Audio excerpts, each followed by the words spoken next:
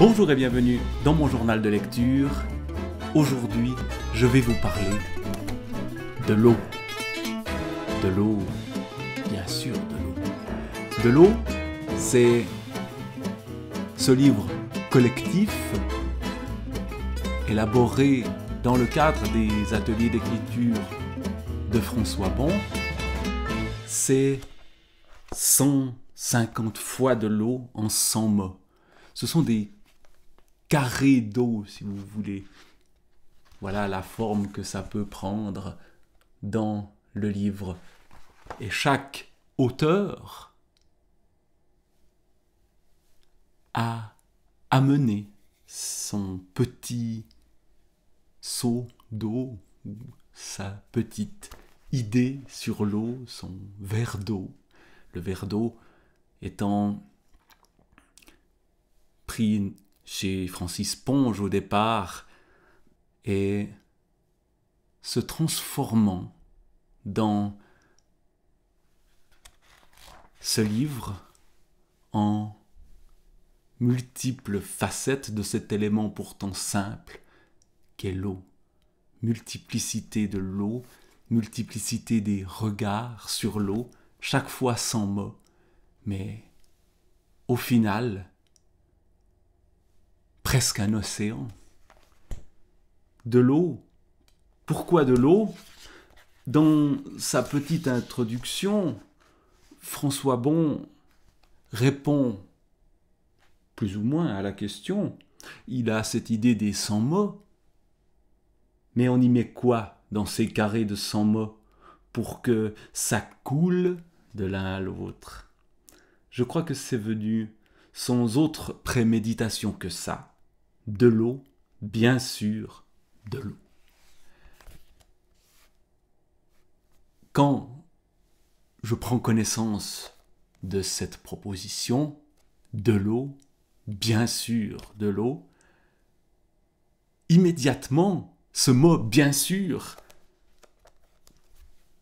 me frappe.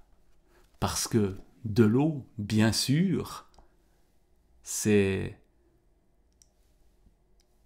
quelque chose que j'ai déjà entendu dans la bouche d'une petite fille qui racontait la fameuse histoire de la grenouille à grande bouche, mais qui transformait cette histoire. Alors je vais lire quelques carrés d'eau, en commençant très immodestement par le mien. Qu'est-ce que vous boivez ? Qu'est-ce que vous boivez ? De l'eau, bien sûr. Espèce de petite grenouille qui veut toujours tout savoir. De l'eau, grenouillette de l'eau, crapaud, de l'eau du robinet. Dans ma grande bouche de grenouille à grande bouche, de l'eau de gouille, il pleut, il mouille. Elle aime ça, la petite fille, boire de l'eau. Et vous, qu'est-ce que vous boivez ? De l'eau en poudre, a répondu le grand-papa. Et la petite fille a dit... De l'eau en poudre, c'est quoi ça ? Et le grand-papa a dit, c'est facile, l'eau en poudre, il suffit de rajouter de l'eau, petite grenouille qui veut toujours tout savoir. Voilà, c'est une eau et une grenouille qui me sont chères. Un grand-papa aussi. Voilà ma petite goutte d'eau. En voici quelques autres.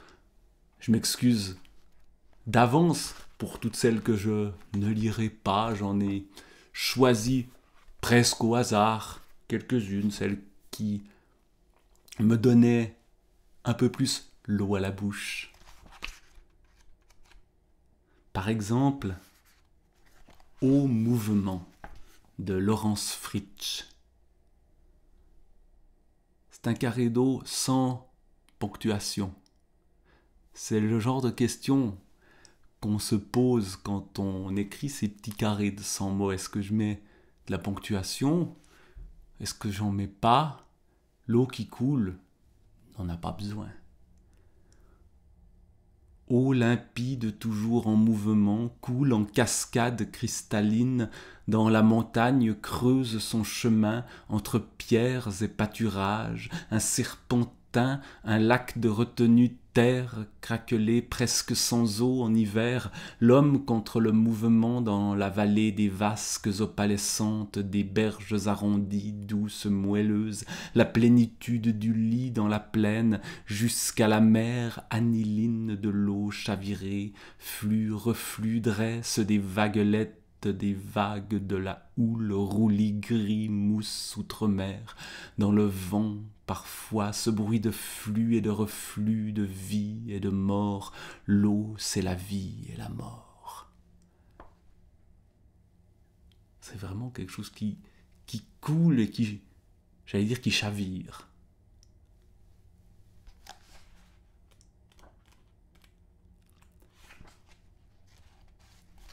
L'eau peut parfois rappeler des lieux précis, des souvenirs d'enfance, ou des lieux où on est passé une fois. Le bruit de l'eau, un objet, une fontaine au fond du jardin, comme chez Nicolas Bleucher.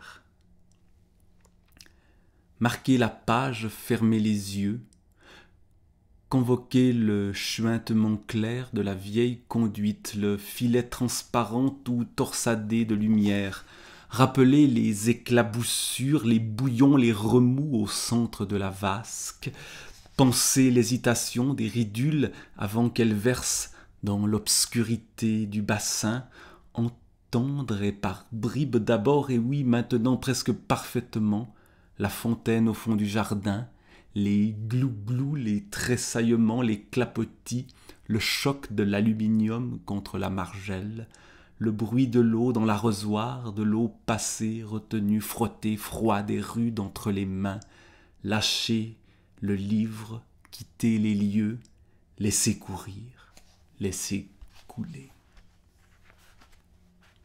Toujours le mouvement de l'eau.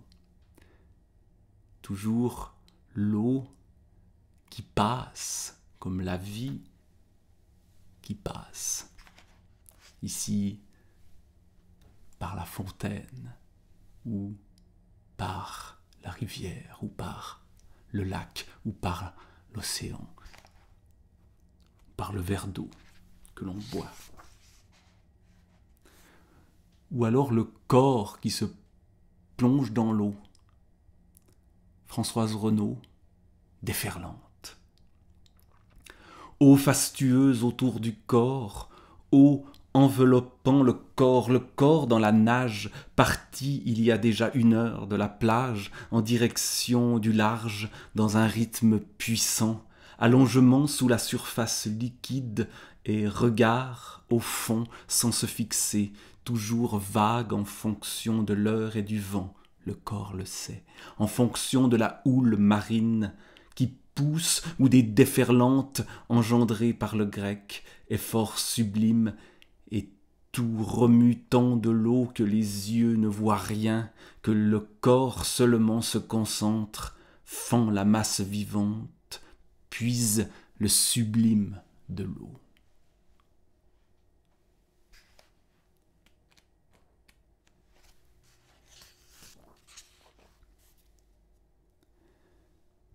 Et puis, entre ces textes, évidemment, il y a des fils tirés. Il y a, puisque nous parlons tous de l'eau, des éléments qui reviennent, et je suis heureux de lire qu'un texte s'appelle « Chez les grenouilles », alors que le mien aussi évoque la grenouille. C'est un texte de Juliette de Rimet. Au commencement, c'est juste un petit bruit de grelots sur la capuche. Vous tendez la main pour accueillir les premières gouttes. Vérifiez au toucher ce que les yeux devinent. L'air est plus frais. Les odeurs montent de la terre. Ça sent l'humide, le chaud, odeur lourde d'humus ou de pierre. Pas encore de mouillé. vous respirez mieux. Les oiseaux se sont tus. Vous entendez les plocs sur les feuilles. Un pied dans une flaque, un ruisseau qui s'y flotte. Les pas marquent le sol, empreintes d'autres animaux. Chacun doit assumer sa propre présence. Autour de vous, le monde se resserre. Le grandiose des paysages a disparu. Vous entrez dans l'intimité des nuages. Il pleut. Entrez dans l'intimité des nuages. Vous voyez la petite... Hop, elle est tombée. La petite photo ici, j'en reparlerai sans doute. L'intimité des nuages, ça c'est une photo tirée du livre de Juliette de Rimet, que j'ai reçu tout récemment.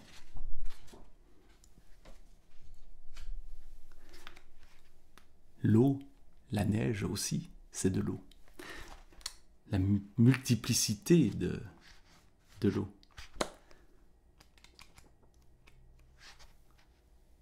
Et puis, l'eau, c'est l'expérience, justement, de cette transformation.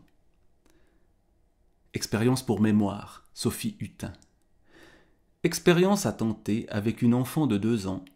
Faire chauffer de l'eau, observer pour s'en souvenir à tout jamais les yeux de l'enfant dilatés par l'étonnement, rire à la vapeur qui s'échappe de la casserole vrombissante. Elle nous a fait bien peur, et si elle n'était pas advenue? Évoquer ensuite les glaçons. Oui, l'eau, ça devient solide. Marcher tout doucement avec l'eau tremblotante dans le bac, on ne renverse pas. Oublier l'eau dans le congélateur, et 2 jours plus tard, sapristi les glaçons. Les sortir en rigolant, maman avait oublié. Frotter un glaçon contre la joue de l'enfant. Ouvrir les bras au cri de surprise. Voilà aussi un très beau texte, empli d'amour pour cet enfant, mais aussi de malice à travers les multiples formes de l'eau. Et l'eau, c'est aussi le son de l'eau. Et le son de certains des textes écrits ici semble imiter ce son de l'eau qui coule, ce passage infini de l'eau qui n'est jamais tout à fait la même, ce fleuve d'Héraclite où l'eau qui passe n'est jamais la même. C'est les fondements de la pensée philosophique, l'observation de l'eau et le son de l'eau, de ci, de là de l'eau. Voilà un texte de Christiane Manceau.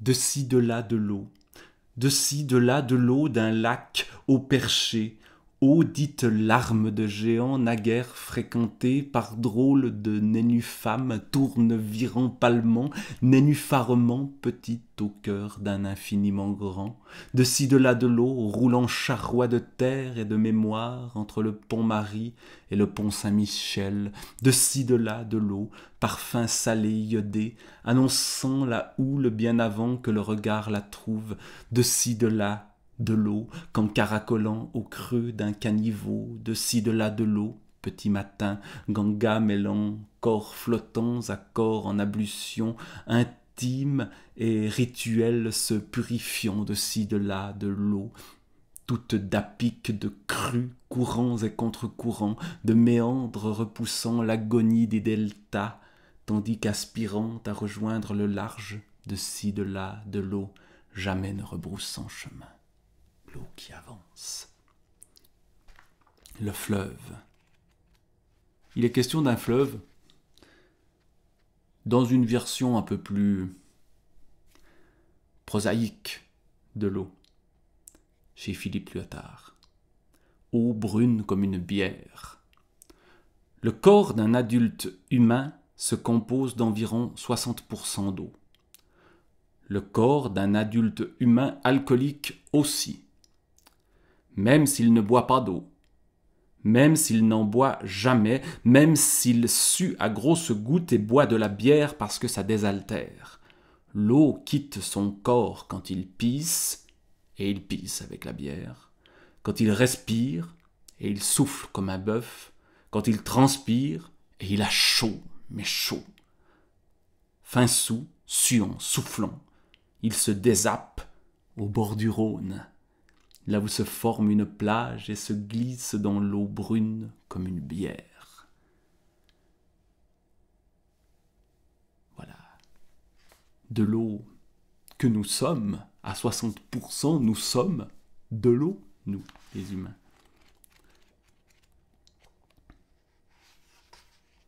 De l'eau à la fois dedans, de l'eau en surface, les étages de l'eau. Allez, un dernier texte sur l'eau, celui de Marion T, La technique du pochoir. Une eau beaucoup plus hachée. Comment hacher de l'eau? Vous avez couper l'eau du robinet qui tombe. Vous allez couper avec un ciseau, ça ne marchera pas. Bon, mais coupez l'eau. Une eau plus hachée, donc, avec cette technique du pochoir. La surface. Dans le couloir immergé, 3 corps. L'entrée s'ouvre sur la mer. L'entrée s'ouvrait sur la mer. La surface. Des reflets. Vacillement de lumière. Le blanc. Le bleu. Le contour noir des vagues. Sous la surface. 35 mètres. Un long couloir immergé. 3 corps. Plus de lumière. Une main négative. Pigment soufflé. Craché contre la paroi. Bulle d'air invisible remontant à la surface. Dans le noir. Noyé. Une main. Au sud. Plus loin.